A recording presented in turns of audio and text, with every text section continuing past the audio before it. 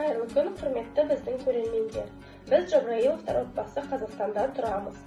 Бүгін біз өзіміздің ұлттық тағам, шешен ұлтының тағамы асқабақ қосылған бәліш дайындайтын боламыз. Сіздерге көрсетеміз.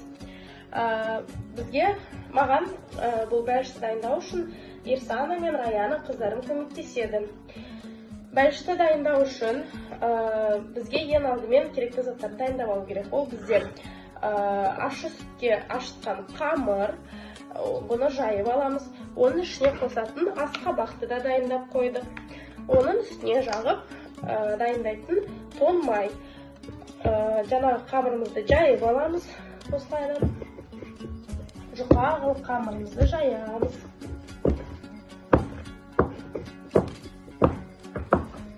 Оның ортасына асқабағымызды саламыз.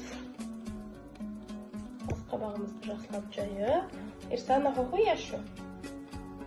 Хингош яшу? Хингош яшу?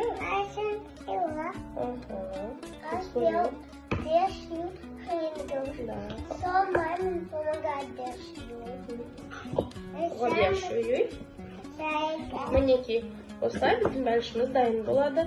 Бұны қызып тұрған табамызға салып, екі жағынан пісіріп аламыз.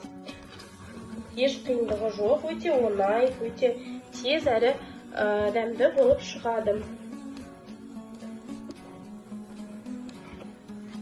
Мінеки, біздің дайындаған бәлішіміз осындай болып шығады. Дайын түрінде, дайын күйінде осындай тағам болып шығады. Өте дәмді, әрі тез пісетін тағам. Барлықтарыңызға ас болсын. Қазақстан мемлекетінде көп ұлттар тұрады.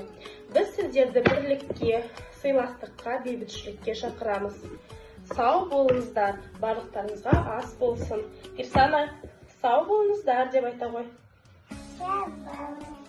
Адик хил.